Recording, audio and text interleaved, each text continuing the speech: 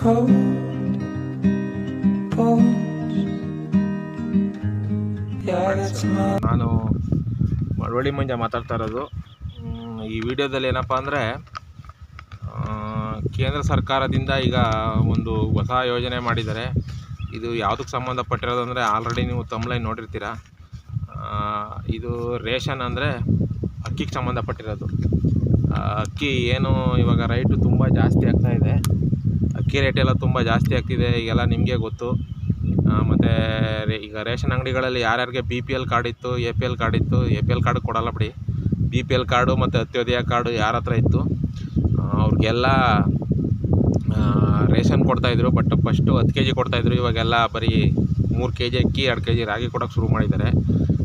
ಅದರಿಂದ ಇವಾಗ ಏನಾಗೈತೆ ಅಂದರೆ ಅಕ್ಕಿಗೆ ಭಾರತಕ್ಕೆ ಅಕ್ಕಿ ಸಾಲ್ತಾ ಇಲ್ಲ. ಏಕೆಂದರೆ ರೈತರು ಬೆಳೆ ಕಮ್ಮಿ ಆಗಿದೆ, ರೈತರು ಬೆಳೆಯೋದು ಕಮ್ಮಿ ಮಾಡಿದ್ದಾರೆ. ಇಲ್ಲಿ ಸರ್ಕಾರಗಳು ಅದಕ್ಕೆ ಬೇರೆ ಮಾರ್ಗ ಯಾವುದು ಅಂತ ಕಂಡುಹಿಡಿಯೋಕ್ಕೆ ಅವ್ರ ಕೈಲೂ ಆಗ್ತಾಯಿಲ್ಲ. ಇಲ್ಲಿ ತನಕ ಸೆಂಟ್ರಲ್ ಗೌರ್ಮೆಂಟ್ 5 kg ಮತ್ತು ಸ್ಟೇಟ್ ಗೌರ್ಮೆಂಟ್ 5 kg ಕೊಡ್ತಾಯಿದ್ರು, ಟೋಟಲ್ 10 kg. ಅದ್ರ ಜೊತೆಗೆ ಗೋಧಿ ರಾಗಿ ಎಲ್ಲ ಮಿಕ್ಸ್ ಕೊಡ್ತಾಯಿದ್ರು. ಬಟ್ ಇವಾಗ ಅದಿಲ್ಲ, ಯಾಕೆಂದರೆ ಅಕ್ಕಿ ಸ್ವಲ್ಪ ಬೇಡಿಕೆ ಪ್ರಮಾಣ ಜಾಸ್ತಿ ಆಗಿದೆ. ಅದರಿಂದ ಅಕ್ಕಿ ರೇಟ್ಗಳೆಲ್ಲ ಜಾಸ್ತಿ ಆಗೈತೆ.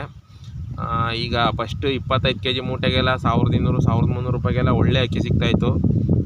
ಬಟ್ ಇವಾಗ ಆ ರೇಟ್ಗೆ ಅಕ್ಕಿ ಸಿಗ್ತಾಯಿಲ್ಲ. ಈಗ ಆವಾಗ 1200 ರೂಪಾಯಿ ಸಿಗ್ತಾಯಿದ್ದು, ಇವಾಗ ಇಲ್ಲಾಂದ್ರೂ 1500 2000 ಆ ರೇಟಿಗೆ ಬಂದು ತಲುಪಿದೆ. ಬುಲೆಟ್ ರೈಸ್ ಅಂತೂ 2200 ರೂಪಾಯಿನೋ 2100 ರೂಪಾಯಿನೋ ಇರಬೇಕು, ಆ ರೇಟು ಬಂದು ತಲುಪ್ಕೊಂಡಿದೆ ಅಕ್ಕಿ.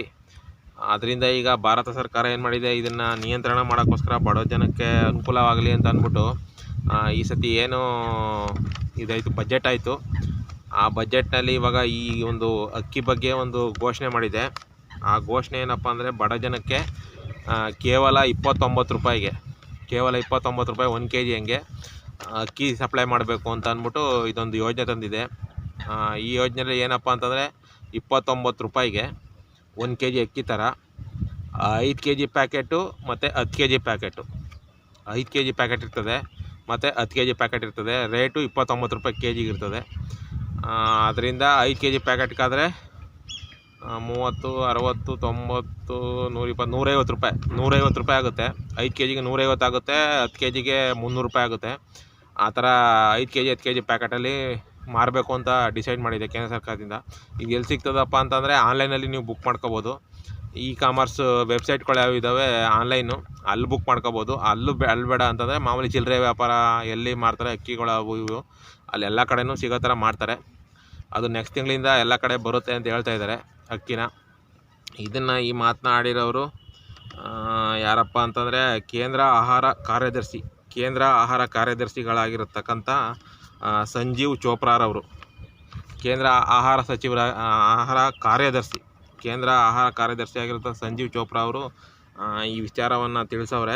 ಏನಕ್ಕಪ್ಪ ಅಂದರೆ ಈಗ 15% ಅಕ್ಕಿ ಜಾಸ್ತಿ ಆಗೈತೆ, ರೇಟು 15% ಅಕ್ಕಿ ರೇಟು ಜಾಸ್ತಿ ಆಗೈತೆ ಇವಾಗ. ಅದಕ್ಕೋಸ್ಕರ ಈ ರೇಟ್ ಜಾಸ್ತಿ ಆಗಿರೋದಕ್ಕೋಸ್ಕರ ಈ ಥರ 29 ರೂಪಾಯಿಗೆ ಬಡ ಜನಕ್ಕೆ ಸಿಗಬೇಕು ಅಂತ ಇವರು ಘೋಷಣೆ ಮಾಡಿದ್ದಾರೆ. ಮತ್ತು ಇನ್ನೊಂದೇನಪ್ಪ ಅಂದರೆ ಇದು ಕೇಂದ್ರ ಸರ್ಕಾರದ NCCFನಲ್ಲಿ ಸಹ ಸಿಗುತ್ತೆ. ಅಂದರೆ ಕೇಂದ್ರ ಸರ್ಕಾರದ್ದು ಯಾವುದು ಮಿಲ್ಟ್ರಿದು ಆಫೀಸ್ ಇದೆ, ಆ ಆಫೀಸಲ್ಲೂ ಕೂಡ ಸಿಗುತ್ತೆ. ಇದು ಯಾವ ಹೆಸರಲ್ಲಿ ಅಂದರೆ ಭಾರತ್ ಅಕ್ಕಿ ಅಂತ ಸಿಗುತ್ತೆ. ಭಾರತ್ ರೇಷನ್ ಅಂತ ಅನ್ನೋ ಹೆಸರಲ್ಲಿ ಪ್ಯಾಕೆಟ್ ಮಾಡಿ ಇದನ್ನು ಮಾರ್ತಾರೆ. ಜೊತೆಗೆ ಇನ್ನೊಂದೇನಪ್ಪ ಅಂದರೆ ಇದು ಯಾವ ಕ್ವಾಲಿಟಿ ಅಂತ ಇನ್ನೂ ಗೊತ್ತಿಲ್ಲ. ನನ್ನ ಪ್ರಕಾರ ಇದು ಯಾವ ಕ್ವಾಲಿಟಿದು ಅಂತ ಇನ್ನೂ ಯಾರೂ ಹೇಳಿಲ್ಲ. ಇದು ಯಾವ ಕ್ವಾಲಿಟಿದು ಬಂದು ಆಲ್ರೆಡಿ ನಮಗೆ ರೇಷನ್ ಕಾರ್ಡಕ್ಕೆ ಯಾವ್ದು ಕೊಡ್ತಿದ್ರು, ರಾ ಅಕ್ಕಿ ರೇಷನ್ ಕಾರ್ಡಿಗೆ ಯಾವ್ದು ಬರ್ತಿತ್ತೋ ಅದೇ ಅಕ್ಕಿನೇ ಇರ್ಬೋದು ಅಂತ ನನ್ನ ಅಭಿಪ್ರಾಯ. ಬಟ್ ಇವ್ರು ಯಾವ ಕ್ವಾಲಿಟಿದು ಕೊಡ್ತೀವಿ ಅಂತ ಅವ್ರು ಹೇಳಿಲ್ಲ. ಬಟ್ ಇದು ರಾ ಅಕ್ಕಿನೇ ಇರಬೇಕು ಅನಿಸುತ್ತೆ. ಬಟ್ ಚೆನ್ನಾಗಿರುತ್ತೆ.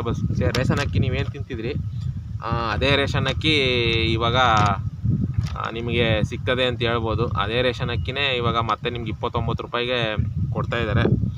ಯಾವ ಕ್ವಾಲಿಟಿ ಅಂತ ಗೊತ್ತಿಲ್ಲ. ಇದನ್ನು ಕೇಂದ್ರ ಸರ್ಕಾರ ಎಲ್ಲ ರಾಜ್ಯಗಳಿಗೂ ಕೂಡ ತರ್ತದೆ. ಎಲ್ಲ ರಾಜ್ಯಗಳು, ಪ್ರತಿಯೊಂದು ರಾಜ್ಯ ಯಾವ್ದ್ಯಾವ್ದಿದೆ ಈ ಭಾರತ ಸರ್ಕಾರದ ಜೊತೆ ಯಾವ್ಯಾವ ರಾಜ್ಯಗಳಿದ್ದಾವೆ ಪ್ರತಿಯೊಂದು ರಾಜ್ಯದಲ್ಲೂ ಕೂಡ ಈ ಅಕ್ಕಿ ಯೋಜನೆನ ತರ್ತಾಯಿದ್ದಾರೆ.